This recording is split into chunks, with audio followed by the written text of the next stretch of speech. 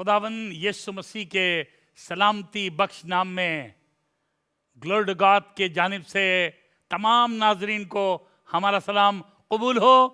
आज फिर ये हमारी खुशनसीबी कि हम assembly of believer church in India की जानिब से आपको खुशामदीद कहते हैं। जहाँ हमें यकीन है कि आज के इस प्रोग्राम में जब हम खुदा के कलाम की तिलावत करते हैं आपको भी बरकत मिलेगी और मुझको भी बरकत मिलेगी। सो आइए खुदा उनके कलाम की एक इबारत पर गौर करें जो मरकुस की इंजील और उसके 12 बाब की 41वीं आयत है। आज हम इस आयत से खुदा के कलाम को कबूल करेंगे। फिर वो हैकल के खजाने के सामने बैठा देख रहा था कि लोग हैकल के खजाने में पैसे किस तरह डालते हैं। पैसे किस तरह डालते हैं, ये नहीं देख रहा था कितने डालते हैं, किस तरह डालते हैं। जी हाँ, आज हम आपसे बात करेंगे कि हम किस तरह खुदा का काम कर रहे हैं, किस तरह खुदा की इबादत कर रहे हैं, किस तरह हैकल में जा रहे हैं, किस तरह खुदा का एहतराम कर रहे हैं और हैकल के खजाने में किस तरह डालते हैं। खुदावंद यीशु मसीह हैकल के खजाने के पास खड़ा होकर के देख रहा है। एक आयत और पढ़वाएंगे, दूसरा तिमोथी 2 बाब और उसकी 5वीं आयत। दूसरा तिमोथी 2 बाब उसकी 5वीं आयत, जहाँ ऐसा लिखा है, दंगल में मुकाबला करने वाला भी अगर उसने बाकायदा मुकाबला ना किया हो। इस मुकाबले की फतेहाबी कायदे पर मबनी है कि क्या आप मुकाबला कायदे के मुताबिक कर रहे हैं या बेकायदा कर रहे हैं। अगर उसने बहुत कोशिश करी, बहुत मेहनत करी, लेकिन मुकाबला कायदे के मुताबिक ना किया तो खुदा का कलाम बताता कि वो सेहरा नहीं पाएगा। आज ढेरों लोग तमाम दुनिया में हैं जो नाखुश हैं।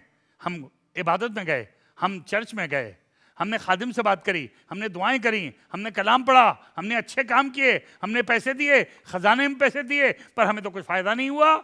जी हाँ, आज हम बात कर रहे हैं कायदे की कि आपको किस कायदे से और किस तरह खुदा की बातों को मानना और खुदा के काम को करना चाहिए। जिस तरह हो सकता है आपने खाना बनाने वक्त तमाम चीज़ें इकट्ठा करी और अच्छे से अच्छा सामान इस खाने में डाला, लेकिन एक कायदा है खाना बनाने का और उस कायदे से खाना नहीं बनाया तो खाने में वो मज़ा नहीं आएगा। अंग्रेजी में आप कह सकते हैं इंग्रेडिएंट एंड रेसिपी।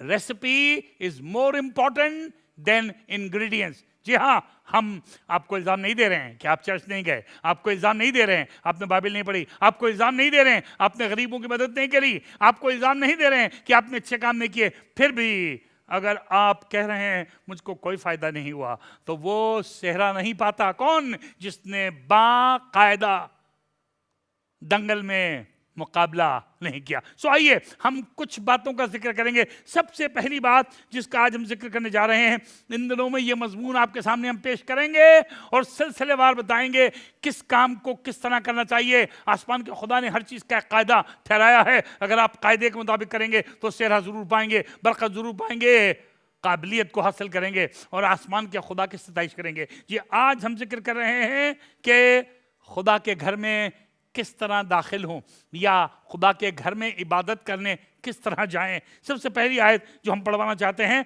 वो वाइस की किताब उसके 5 बाब की पहली आयत है। वाइस की किताब या सभोपदेशक की पुस्तक उसका 5वां अध्याय उसका पहला पद। देखिए क्या लिखा जी, जब तू खुदा के घर को जाता है तो संजीदगी से कदम रख। कब और कितनी दफा आप खुदा को के घर को जाते हैं, ये सवाल नहीं है। मैं ये पूछ नहीं रहा हूं कितनी देर के लिए गए, कब गए, कितनी मर्तबा गए, कहां गए, पर आज जब तू खुदा के घर को जाता है तो कैसे जा। पहली बात लिखी है तो खुदा के घर को जब जाता है तो संजीदगी से कदम रख। शुरुआत, कदम रखना, जाना बहुत जरूरी है कि किस तरह खुदा के घर को जाएं। संजीदगी से कदम रखना। खुदा के घर को जाने का तरीका ज़बूर 100 और उसकी दूसरी आयत और चौथी आयत में कुछ लिखा है। देखिएगा, ज़बूर 100 उसकी दूसरी आयत और फिर चौथी आयत। जी, खुशी से खुदावंद की इबादत करो। इबादत करने खुदा के घर को जाता है तो पहली चीज का जिक्र लिखा है कि दिल में खुशी लेकर के कि हम खुदा के घर को जा रहे हैं, गम से नहीं, तकलीफ से नहीं, जबरदस्ती नहीं, लेकिन खुशी से, आजाद मर्जी से मैं जाना चाहता हूं, मैं इबादत करना चाहता हूं, मुझे इबादत करना अच्छा लगता है। जब तू खुदा के घर को जाए तो संजीदगी से कदम रखना, बनावटी तौर से खुदा के घर को मत जाना, संजीदगी से कदम रखना। जी हाँ, पहले लिखा है तो खुशी से। जी हाँ, आगे क्या लिखा है? गाते हुए उसके हुजूर कैसे जाना? गाते हुए जाना, गाते हुए उसके हुजूर हाजिर होना। अगर मैं यहीं ख़त्म कर दूं तो आप ये कह सकते हैं भैया गीत तो बहुत तरह के लोग गा रहे हैं, गीत ये भी गा रहे हैं, मर गया लुट गया, उसने मेरा साथ नहीं दिया, ये भी तो गीत हैं। लेकिन आज मैं आपको बताना चाहता हूं कि न सिर्फ खुदा के घर को जाने में संजीदगी का आपको कदम रखना है, न सिर्फ आपको खुशी और गीत गाते हुए जाना है, पर गीत का नमूना भी लिखा हुआ है। चौथी आयत में देखिए क्या लिखा है, गीत का नमूना। किस किस्म के गीत गाते हुए खुदा के घर को जाएं? आप किसी के घर में जाइए और इस तरह के बुड़बुड़ाने वाले और कुड़कुड़ाने वाले गीत गाते हुए जाइए, वो शख्स नाखुश हो जाएगा और शायद हो सकता है मजबूर हो जाए कि आपसे क्या भैया अब आप हमारे घर मत आया करिए।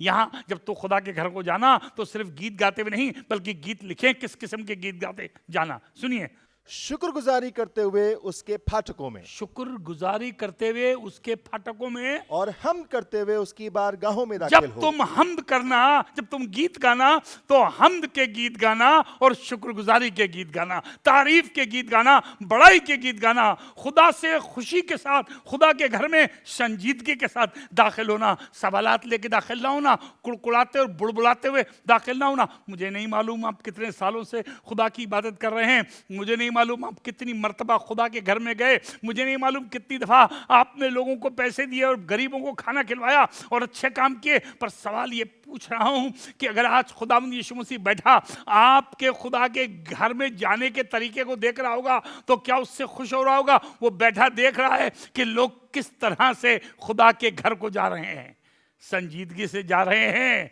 या बेसंजीदगी से जा रहे हैं, खुशी से जा रहे हैं, नगमसराई करते हुए जा रहे हैं, खुदा की तारीफ करते हुए जा रहे हैं, उसकी बड़ाई करते हुए। जब तो खुदा के घर को जाना तो संजीदगी से कदम रखना, नगमे गाते हुए जाना, शुक्रगुजारी के नगमे गाते हुए जाना, खुदा की ताज़ीम के नगमे गाते हुए जाना। मैं चाहूँगा ज़बूर 84 उसकी 10वीं आयत पढ़िए। ज़बूर 84 उसकी 10वीं आयत। यहाँ खुदा का बंदा दाऊद नवीस कुछ कह रहा है खुदा के घर के बारे में। जी हाँ, क्योंकि तेरी बारगाहों में एक दिन 1000 से बेहतर है। ये कह रहा है खुदा बाप, तेरी बारगाहों में अगर एक दिन जाने को मिल गया तो 1000 दिन से बेहतर है।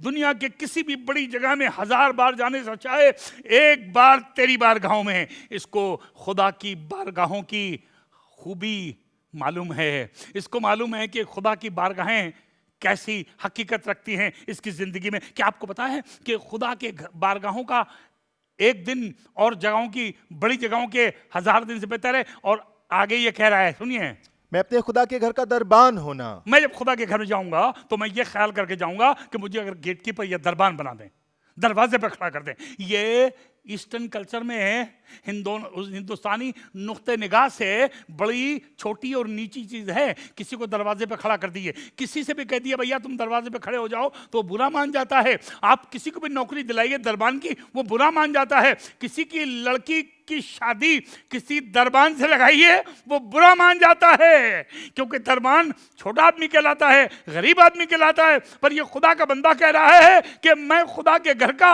अगर दरबान तक बना लिया जाऊं तो ये मेरे लिए बड़ी भारी चीज है। वाह, क्या आपकी जिंदगी और आपके जिगर में, आपके ख्यालात, कयासात और तस्वुरात में आसमान के खुदा के घर की इतनी कीमत है कि आप कह रहे हैं कि खुदा बाप अगर अपने घर में मुझे दरबान ही बना ले। मतलब ये कि आप वहाँ के डायरेक्टर हों या लीडर हों या क्वायर डायरेक्टर हों या प्रीचर हो या ख़ास आदमी हो, सब आपकी इज्जत करें, सब आपसे हाथ मिलाएं, पूरी इबादत में आपका जिक्र हो, पूरी कन्वेंशन में आपका नाम लिया जाए, आपका नाम फोल्डर में हो, आपका नाम बोर्ड पे चस्पा हो, सब लोग आपका जिक्र करें। जरूरी नहीं है। अगर आप चाहते हैं कि आपकी इबादत आसमान के खुदा की तरफ से कबूल करी जाए, अगर आप चाहते हैं आप सेहरा पाएं, अगर आप चाहते हैं वो यीशु मसीह जो बैठकर आप देख रहा है कि किस तरह लोग मेरी इबादत कर रहे हैं, तो आप इबादत गाह में जाते वक्त ये ख्याल लेके जाइए कि अगर खुदा मुझे अपने घर का दरबान भी बना ले तो बहुत बड़ी बात है। कुछ भी खुदा मुझसे अपने घर में करा ले।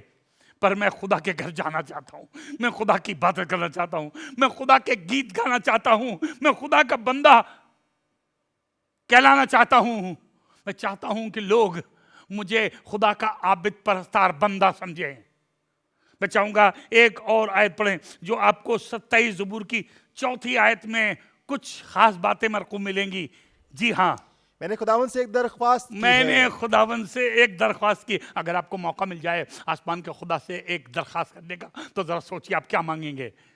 मुश्किल हो जाएगा, क्योंकि इतनी चीज़ें आपके कलेजे में हैं जो आप आसमान के खुदा से मांगना चाहते हैं कि बड़ा मुश्किल हो जाएगा कौन सी चीज़ मांगे कौन सी ना मांगे। ये कह रहा है मैंने आसमान के खुदा से खाली एक चीज़ मांगी है, एक चीज़ की दरख्वास्त करी है। क्या मांग रहा है सुनिएगा। मैं इसी का तालिब रहूंगा, मैं वही मांगता रहूंगा, वही उसी चीज़ का तालिब रहूंगा, बदलूंगा नहीं अपना ख्याल, अपनी मांग और अपनी दरख्वास्त बदलूंगा नहीं। मैं अपनी जुस्तजू और अपनी तमन्ना बदलूंगा नहीं। मैं खाली एक ही चीज खुदा से मांगूंगा। क्या है भाई, कौन सी चीज है? पढ़िए जरा।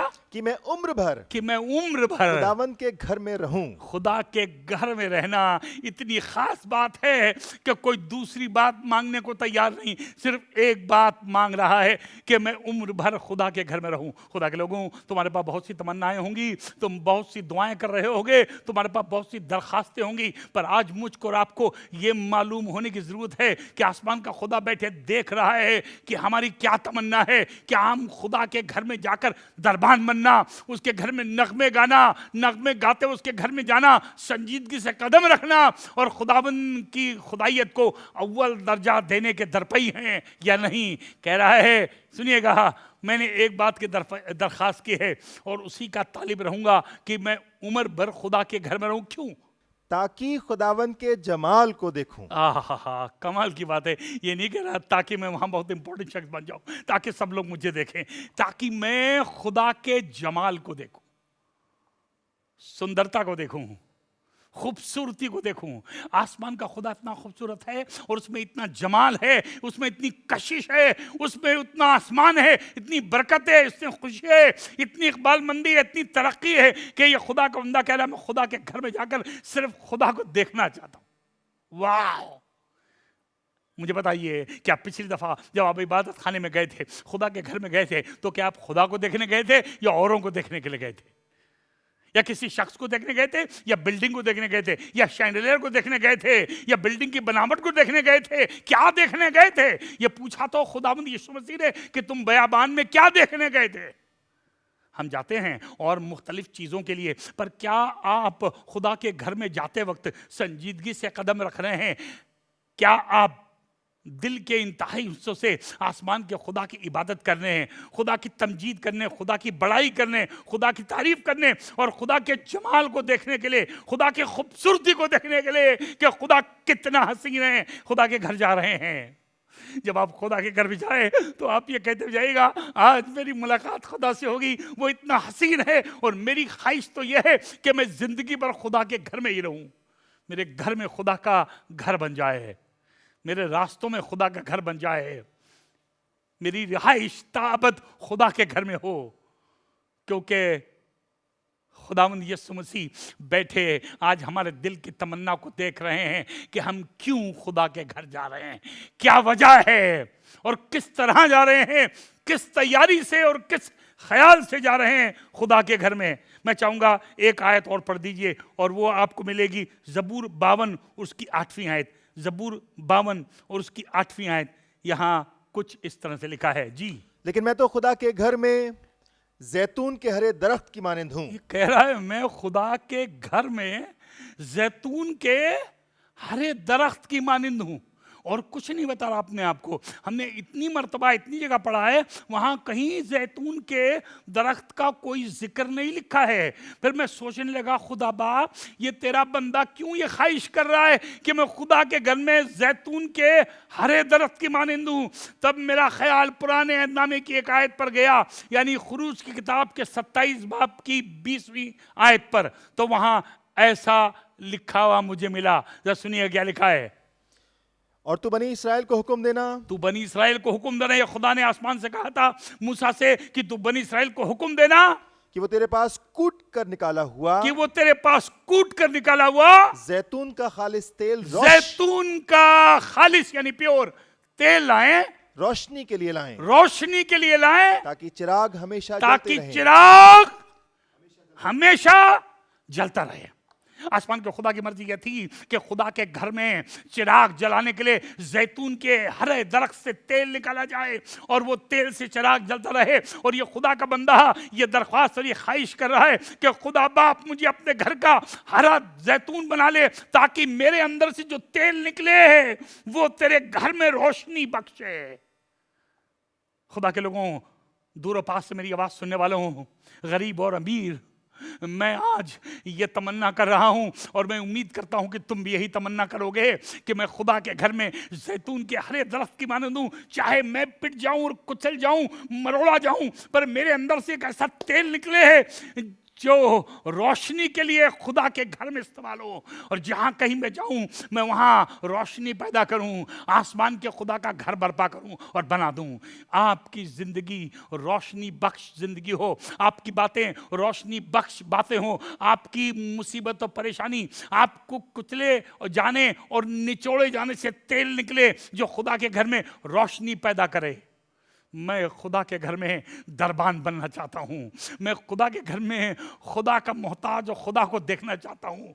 मैं खुदा के घर में खुदा की शक्ल पे हमेशा के लिए अपने आप को निसार करना चाहता हूँ। मैं खुदा के घर में जैतून के हरे दरख्त की मानंद होना चाहता हूँ, ताकि मुझ में से तेल निकले और खुदा के घर में रोशनी पैदा हो।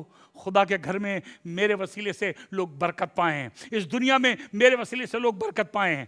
एक बंदे के बारे में लिखा है जो मूसा की मौत के बाद बनी इस्राएल का पेशवा हुआ और 6.5 लाख मर्दों को मुल्क कनान से, जो मुल्क मिस्र से मुल्क कनान जा रहे थे, उनका पेशवा हो और उनको मुल्क कनान तक पहुंचाए। उसके बारे में लिखा है जब मूसा खुदा के घर में जाता था तो यहोशू दरवाजे पर खड़ा रहता था। उसे ये भी नहीं मालूम कि मालिक कितनी देर बाद लौटेंगे, मूसा कितनी देर बाद बाहर निकलेंगे।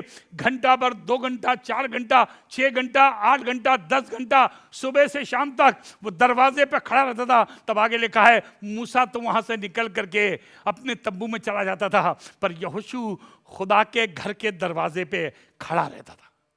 उसको खुदा के घर के दरवाजे पे खड़ा रहने का ऐसा शौक था कि एक दिन खुदा ने आसमान से आवाज दी और कहा, मूसा तेरी जगह मेरा बंदा यहोशू मेरा पेशवा बनेगा और मेरे लोगों को मुल्क कनान तक पहुंचाएगा, क्योंकि उसको मेरे घर के दरवाजे पे खड़े रहने का शौक है।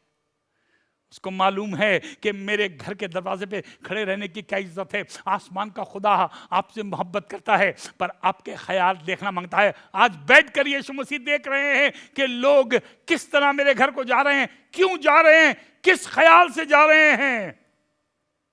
कोई इलेक्शन के लिए नहीं, कोई नामवरी के लिए नहीं, कोई टाइटल के लिए नहीं, किसी पैसे के लिए नहीं, किसी लालच के लिए नहीं, कोई रुतबे के लिए नहीं, कोई दर्जे के लिए नहीं, पर आसमान के खुदा के घर में दाखिल होइए गीत गाते हुए, सिताइश करते हुए, सिर्फ खुदा की इबादत के लिए, ताकि मैं जैतून के हरे दरख्त की मानंद आसमान के खुदा के घर में रोशनी पैदा करूं। खुदा के लोगों, आज हमारी तमन्ना है कि तुमसे रोशनी पैदा हो जो इस जहां को रोशन अंगेज करे। खुदावंद यीशु मसीह ने कहा कि तुम्हारे नेक कामों को देखकर मेरे बाप की जो आसमान में है तमजीद होगी। क्यों? तुम अपनी रोशनी आदमियों के सामने इस तरह चमकाओ, हमारी जिंदगी रोशनी बन जाए। जब हम कुचले जाएं तो तेल निकले, जब हम मरोड़े जाएं तो जैतून का खालिस तेल पैदा हो और वो तेल रोशनी पैदा करे और हमारे कुचले जाने, मरोड़े जाने और हमारे दुख, तकलीफ और मुसीबत उठाने से आसमान के खुदा और उसके घर में रोशनी हो सके। ये तुम्हारी और मेरी तमन्ना होनी चाहिए। आए पापा, आए मम्मी, भाई, दीदी, पादरी साहब, छोटे बच्चे, जवान, खुदा करे तुम्हारे दिल से ये आवाज निकले कि मैं खुदा के घर में जैतून के हरे दरख्त की मानिंद हूं। हम दुआ करेंगे कि आप खुदा के घर में जैतून के हरे दरख्त की मानिंद हों। मेरे साथ दुनिया के किसी कोने में आप क्यों ना हों, आप मुसाफरत कर रहे हैं, अपने घर में हैं, बिस्तर पर हैं, ड्राइंग रूम बैठे हैं, आप रो रहे हैं, आपके हालात बहुत ख़राब हैं। आज तक आप सोच रहे हैं मुझे कोई अजर नहीं मिला, मैं इतना चर्च गया, मैंने इतनी दुआ करी, इतने पैसे खर्चा करे, मैंने इतनी लोगों की मदद करी, पर मुझे कभी सेहरा नहीं मिला। सेहरा तब मिलेगा जब आप बाकायदा मुकाबला करेंगे। आज कह दिए खुदा मुझे माफ़ कर, मैंने गलत मुकाबला किया, मैंने तेरी मर्जी के मुताबिक तेरे घर नहीं गया, मैं कभी भी तेरे घर में जाकर के नगमे गाने, सिताइश करने, बड़ाई करने हैं और तेरे घर दरबान बनने के ख्यालात से नहीं गया। मैं दरवाजे पे खड़ा नहीं रहा, मैं खुशी से दाखिल नहीं हुआ, मैंने अपने आप को जैतून के हरे दरख्त की मानिंद तेरे हाथ में सुपुर्द नहीं किया कि मैं कुचला जाऊं, निचोड़ा जाऊं, मुझसे तेल निकले और तेरे घर में रोशनी पैदा करे। मुझे माफ़ कर। जब आप ये कहेंगे तो खुदा बाप आपको नई ज़िंदगी अता करेगा। आइए हम दुआ करें। प्यारे खुदाबंद, हम तेरे शुक्रगुजार हैं तेरी आवाज़ के लिए जो फ़र्द पर गूंज रही है। इसके वसीले से खुदावंद आज हम तय कर सकें कि अब हम अपनी बकिया जिंदगी में मुकाबला खुदा की मर्जी के मुताबिक करेंगे, कायदे के मुताबिक, और हम सेहरा पाएंगे। बरकत दे खुदावंद यीशु मसीह के नाम से मांगते हैं, आमीन।